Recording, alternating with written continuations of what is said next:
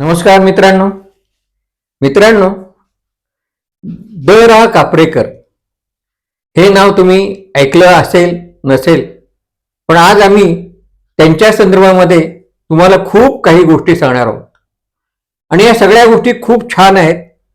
म्हणून माझी विनंती आहे की तरुणांनी, वृद्धांनी आणि घरातल्या सगळ्यांनीच आणि शिक्षकांनी सुद्धा ही सर्व माहिती ऐकावी. द रा कापरेकर हे नाशिकचे, जागतिक पातळीवरती ज्यांचं नाव गेलेलं आहे ते गणिताच्या क्षेत्रामध्ये, संख्या आकडे हाच ज्यांचा श्वास होता, त्यांनी या क्षेत्रामध्ये फार मोठं काम केलेलं आहे आणि म्हणून त्यांचं कार्य पुढे चालावं म्हणून कापरेकर कॉर्नर या ठिकाणी सुरू केलेलं आहे. ते या कापरेकर कॉर्नरचे संस्थापक, संकल्पक या ठिकाणी माझे मित्र रघुवीर अधिकारी आलेले आहेत. सर नमस्कार. आपलं मी फार मनापासून स्वागत करतो. एक वेगळा विषय तुम्ही आज, मला वाटतं काल परवाच 4 जुलैलाच त्यांचं पुण्यतिथी असते. हो. आणि तुम्ही त्या संदर्भात बरंच काम केलेलं आहे. बरोबर. तर हा कापरेकर कॉर्नर काय आहे बरोबर. आणि कापरेकरांचं नाशिकचं आहे. आज त्यांना जाऊन 40 वर्ष झाली आहेत. तर मी स्वतः एक मित्रांनो कापरेकरांना भेटलेले, पाहिलेले, हे माझं भाग्य की एवढ्या मोठ्या माणसाला मी पाहिले, त्यांच्याशी बोललेलं आहे. तुम्हाला हे माहित नसेल म्हणून सांगतो. तुम्ही त्यांच्याविषयी कार्य करत आहात. तर हे फार मोठं काम चालू आहे. पण त्याच्या आधी मी रघुवीर अधिकारींचा थोडक्यात परिचय करून देतो. यांची माझी फार जुनी ओळख आहे, कारण साहित्यिक, सांस्कृतिक क्षेत्रामध्ये आणि सामाजिक क्षेत्रामध्ये यांचं फार मोठं काम आहे. ते आणि मी घरकुल परिवारामध्ये बऱ्याच वेळा बरोबर काम करतोय. नॅप, माई लेली शाळा, म्हणजे दिव्यांग मुलांसाठी जिथे जिथे काम करता येईल तिथे तिथे हा माणूस धावून जातो. हे engineering of college of engineering, ते मेकॅनिकल इंजिनिअरिंग झालेले आहेत आणि कॉलेज ऑफ इंजिनिअरिंग पुणे म्हणजे COEP या संस्थेमध्ये त्यांनी शिकलेले. नंतर ते चार्टर्ड इंजिनियर झालेले आणि नंतर MBA करून त्यांनी सिंगल विंडो सर्व्हिसेस नावाची संस्था स्थापन केलेली आहे आणि यामध्ये आर्थिक गुंतवणूक सल्ला ते अतिशय मनमोकळेपणाने, विश्वासाने देत असतात. या SWS प्रायव्हेट लिमिटेड अशी संस्था झालेली आहे ती, आणि मुंबई, पुणे, नागपूर, नाशिक या ठिकाणी या संस्थेचं काम चालू आहे. तेही फार मोठ्या प्रमाणामध्ये आणि विश्वासाने चालू आहे. हजारो गुंतवणूकदारांना त्यांनी मोठं विश्वासाने मार्गदर्शन केलेले.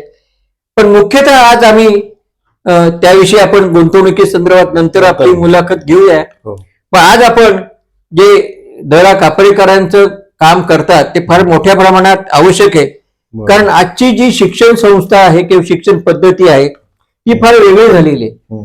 गणिताकडे हवं तसं फारसं लक्ष नाही.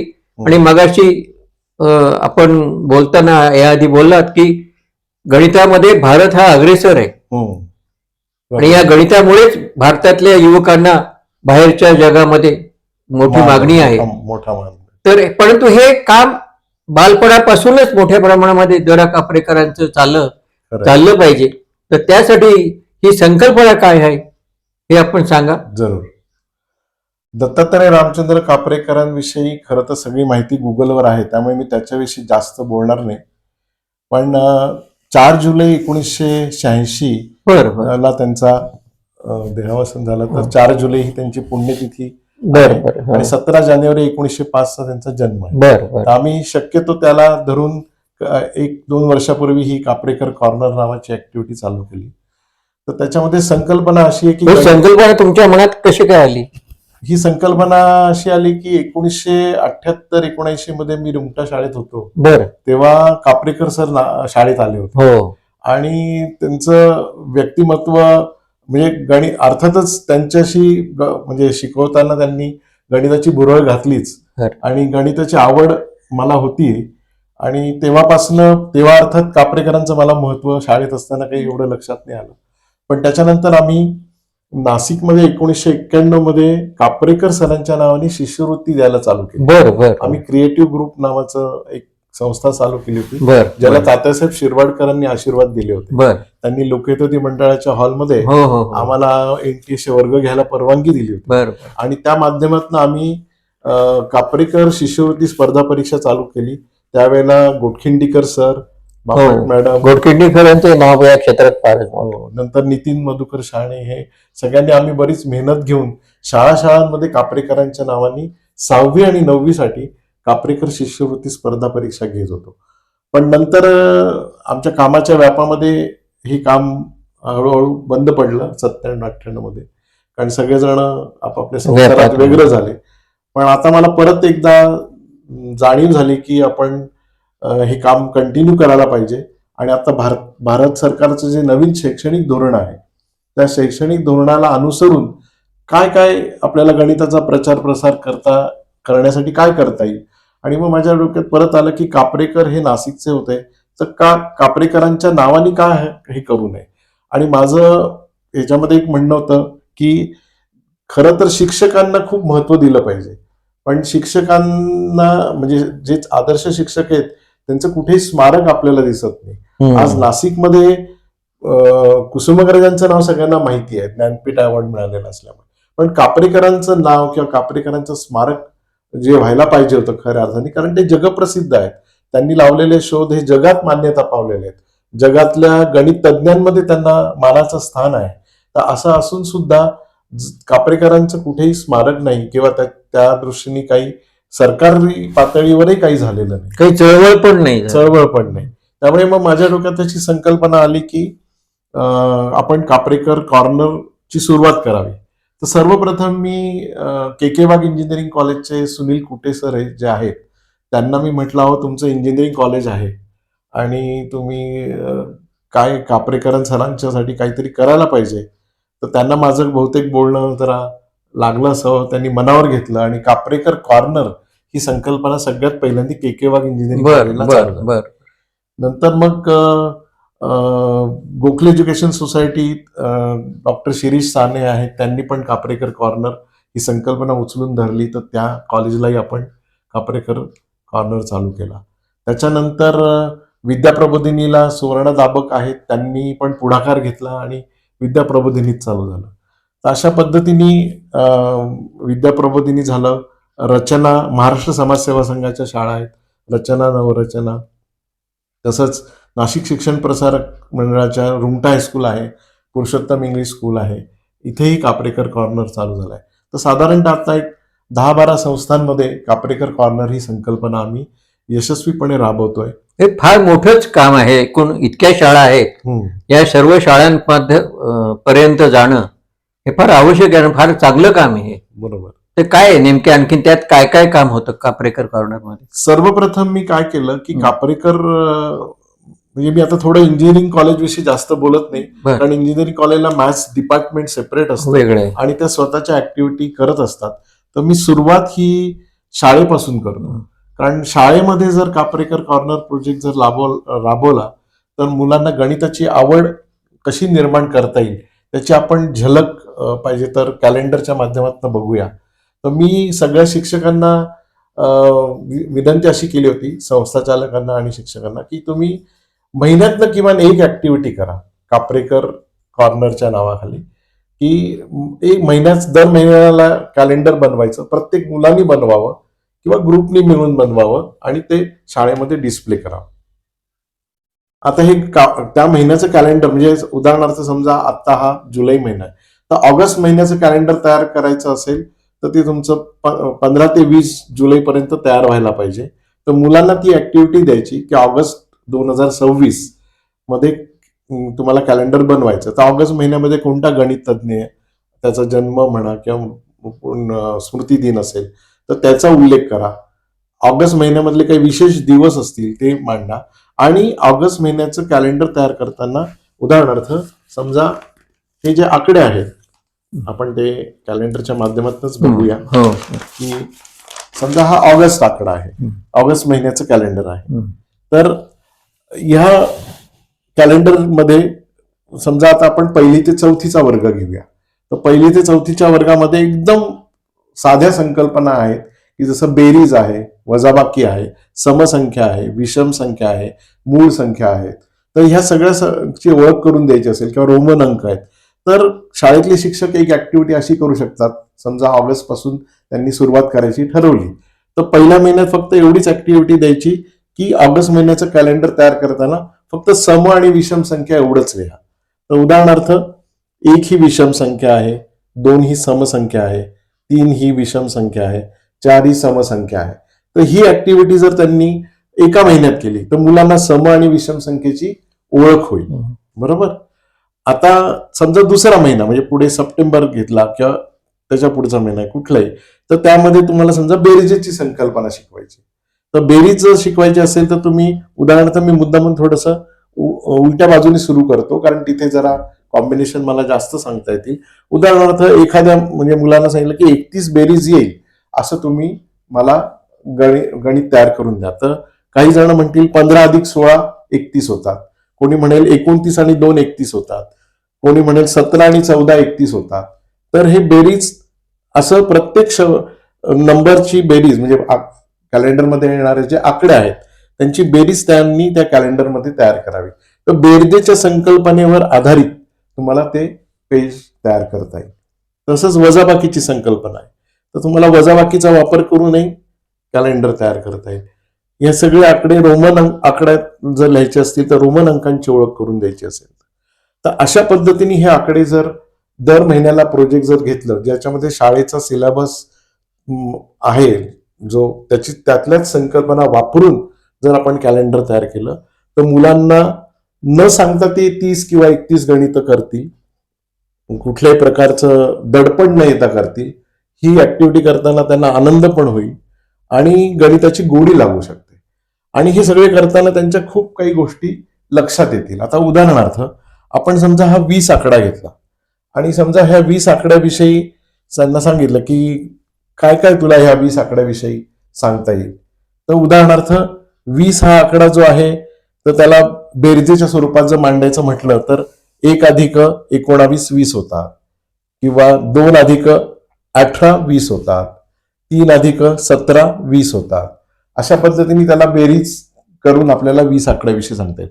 पण हे सगळं करताना तो जेव्हा येईल 4 अधिक 16 20 होतात असं जेव्हा तो म्हणेल तेव्हा शिक्षक त्यांना असं सांगू शकतात, अरे 4 आणि 16 20 येतात तर तुझ्या लक्षात येतंय का की 2चा वर्ग 4 आहे आणि 4चा वर्ग 16 आहे.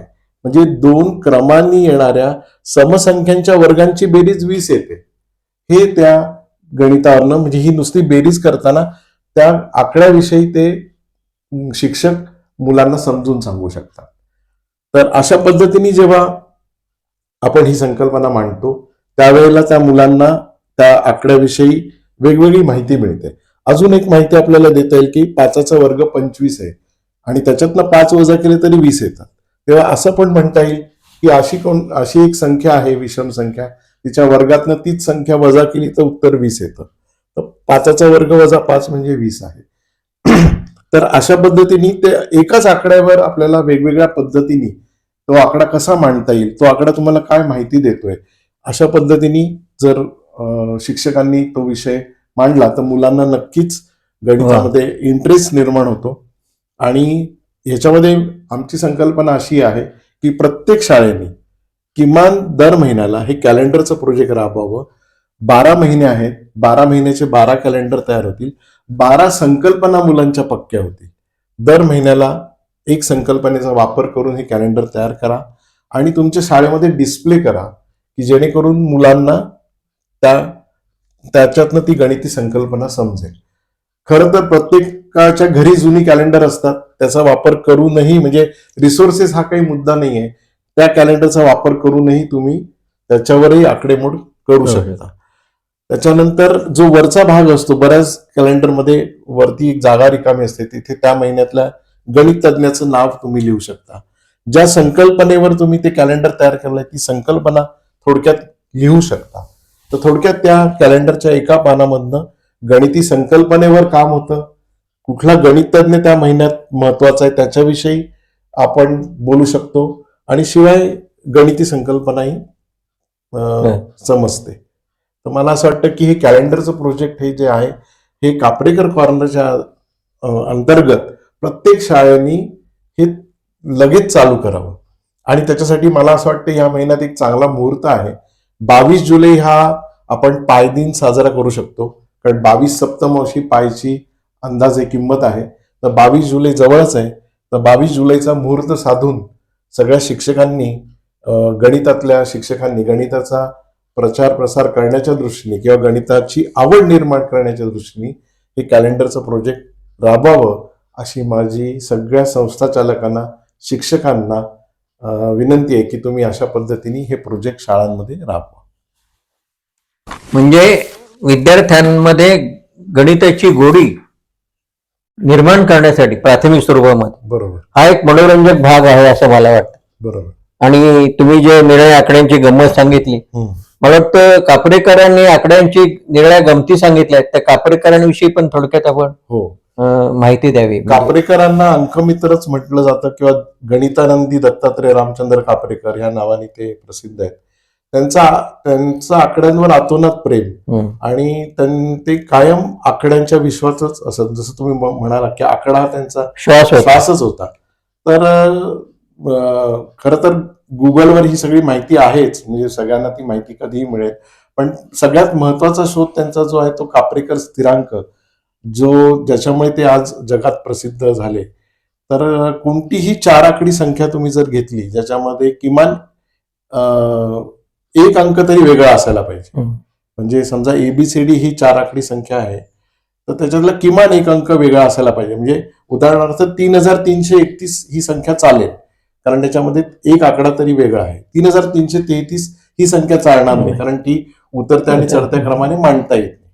तर कुठलीही 4 आकडी संख्या जर तुम्ही घेतली आणि ती उतरत्या आणि चढत्या क्रमाने जर मांडली आणि वजाबाकी केली, म्हणजे छोटी संख्या मोठ्या संख्येतून वजा केली आणि परत येणारं उत्तर पण चढत्या आणि उतरत्या क्रमाने मांडून वजाबाकी केली, तर तुम्हाला 6174 हा कॉन्स्टंट मिळतो. आणि जर युट्यूबवर किंवा गुगलवर भरपूर माहिती उपलब्ध आहे. पण सगळ्यात महत्वाचं एक लक्षात घ्या की हे त्यांच्या डोक्यात आलं कसं असेल, आणि अंकांविषयी प्रेम असल्याशिवाय आणि वेगवेगळे पद्धतीने करून बघितल्याशिवाय हे शक्य नाही. तर आपल्याला जर त्यावेळेस कॅल्क्युलेटर वगैरे काहीच नव्हते, कॅल्क्युलेटर नव्हते, कॉम्प्युटर त्यांच्या काळात हे काहीच नव्हतं. खरंय. आणि ही एवढी किचकट आकडेमोड सातत्याने करत राहणं आणि असा शोध म्हणजे हे कन्फर्म करणं की हे येतोच 6174 हा कॉन्स्टंट, तर हे त्यांच्या जे लक्षात आलं हे खूप चिकाटी लागते. 6174 हा कापरेकर अंक म्हणूनच प्रसिद्ध आहे. बरोबर, कापरेकर स्थिरांक म्हणून प्रसिद्ध, कापरेकर स्थिरांक म्हणून. आणि सगळं करण्यासाठी खूप चिकाटी लागते.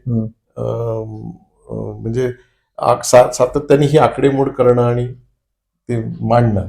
तर हे जेव्हा त्यांच्या लक्षात आलं तेव्हा मार्टिन गार्डनर म्हणून जे त्यांनी याची नोंद घेतली आणि अमेरिकेतल्या जर्नलमध्ये हा याच्यावर लेख प्रसिद्ध झाला.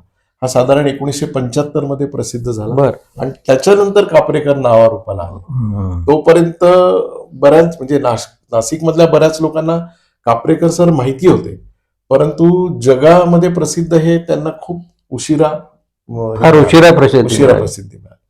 आणि अमेरिकेतल्या जर्नलमध्ये हा लेख प्रसिद्ध झाल्यानंतर पुढे आला. मला वाटतं आपल्या शासनाने सुद्धा त्यांची म्हणावी तशी दखल घेतलेली दिसत नाहीये. खरंय. आणि शालेय अभ्यासक्रमामध्ये सुद्धा त्यांच्याविषयी माहिती देणं किंवा मुलांना आकड्यांची गंमत करावी खरंय, यासाठी एखादा काहीतरी धडा गणिताच्या भागात टाकणं असायला पाहिजे, हे फार आवश्यक आहे वाटतं.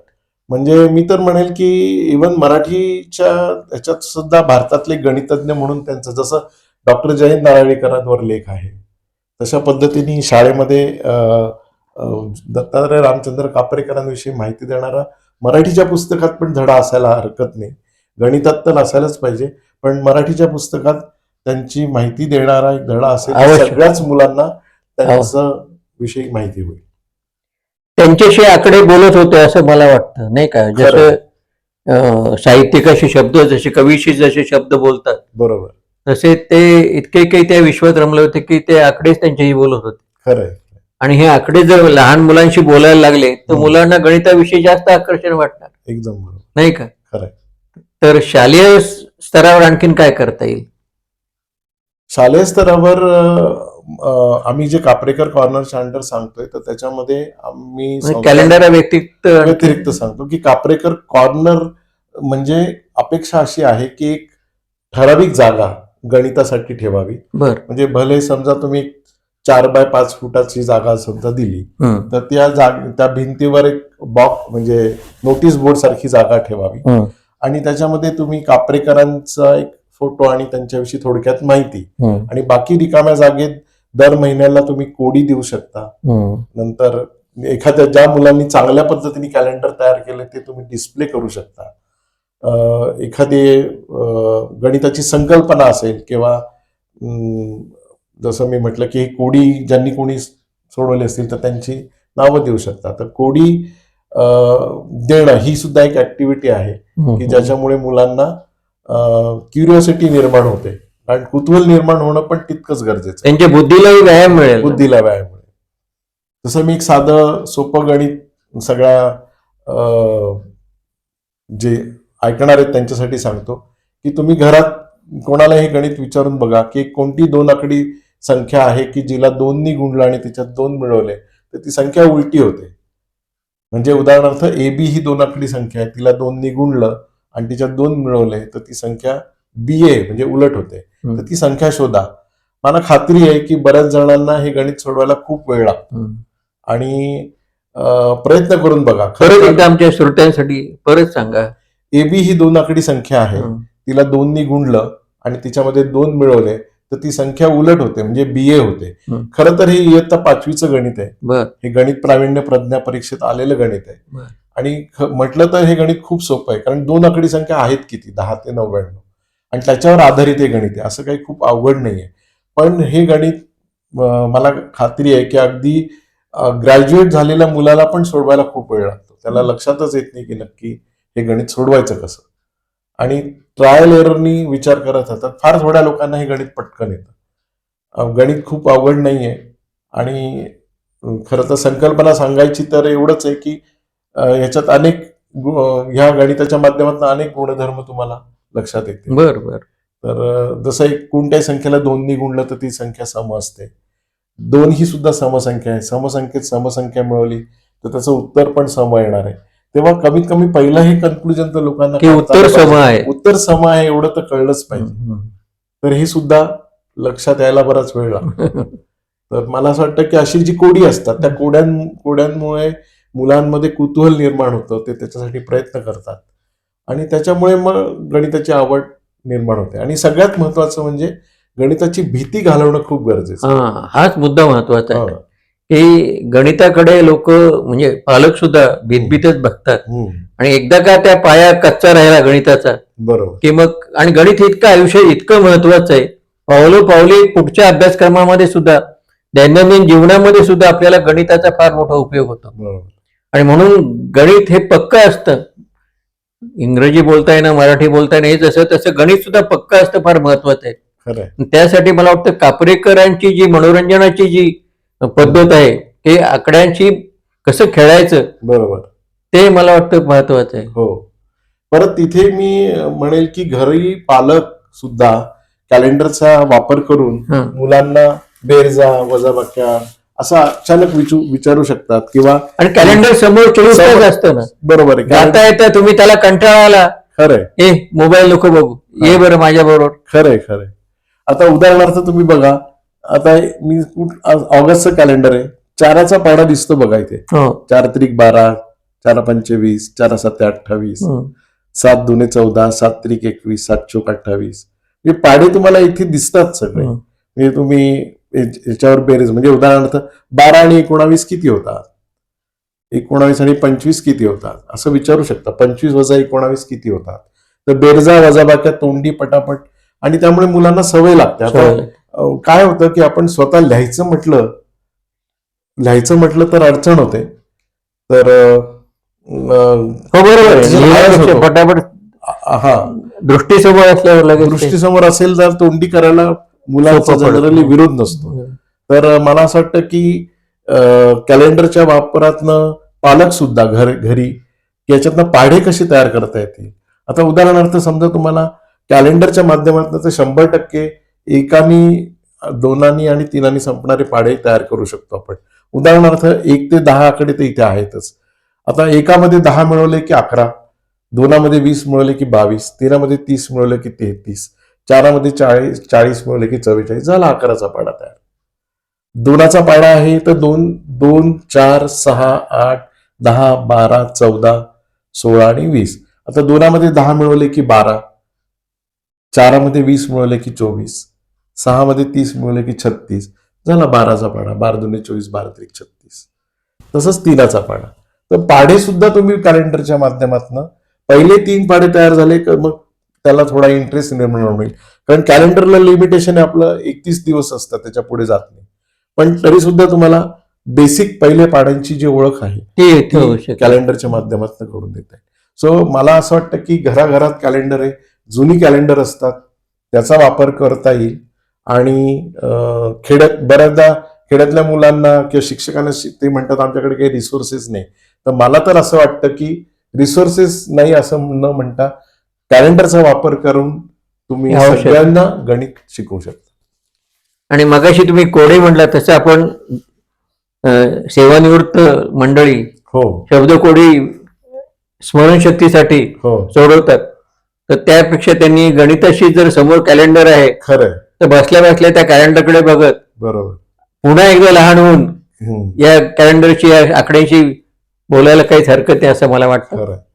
तर जाता जाता तुम्ही पुन्हा एकदा या थोडक्यात समारोप करूया आपल्या याचा. हो, तुम्ही जो विषय काढला वृद्धांचा, तर मी सगळ्या अशा आपला शेवटपर्यंत ब्रेन शाबूत ठेवण्याच्या दृष्टीने, हो जरूर महत्वाचं आहे, मेंदू तल्लख ठेवण्याच्या दृष्टीने सुडोकू सारखं कोडं असेल किंवा मी आता जसं सांगितलं तसं की आकड्यांच्या बेरजावाजाबाक्या तोंडी करण्याचा प्रयत्न करणं असेल, तर हे जर केलं, अशी कोडी जर त्यांनी सोडवली, तर मला खात्री आहे की वृद्धांना पण याची मदत होऊ शकते.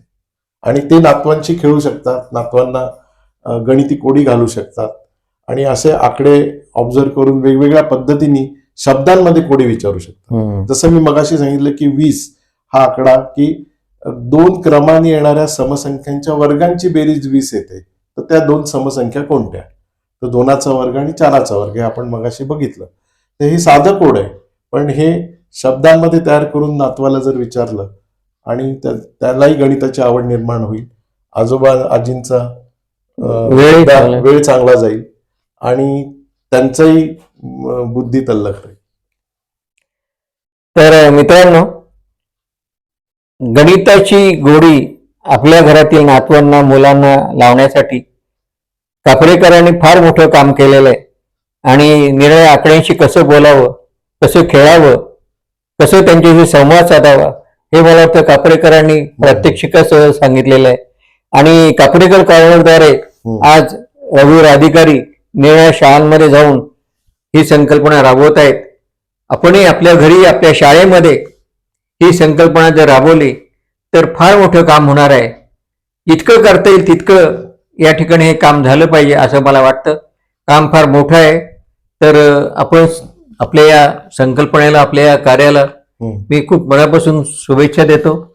आणि फार अनेक शाळा आहेत, अनेक विद्यार्थी आहेत शाळेमध्ये, आणि मला वाटतं शासनाने जर यातला काही भाग उचलला हा प्रकल्प राबवण्यासाठी संबंध महाराष्ट्रभर, तर फारच चांगली गोष्ट होणार आहे. त्यांना काही अवघड नाहीये. पण हा अभ्यासक्रमावर काही दडपण येणार नाही किंवा शिक्षकांवरही काही ताण पडणार नाहीये. हसत खेळत उलट शिक्षकांचं काम सोपं होणार आहे, कारण मुलांना गणिताची आवड निर्माण होणार आहे. बरोबर. आणि म्हणून गणिताची आवड निर्माण करण्यासाठी कापरेकर कॉर्नर हे जे काम करते त्याबद्दल मी आनंद व्यक्त करतो.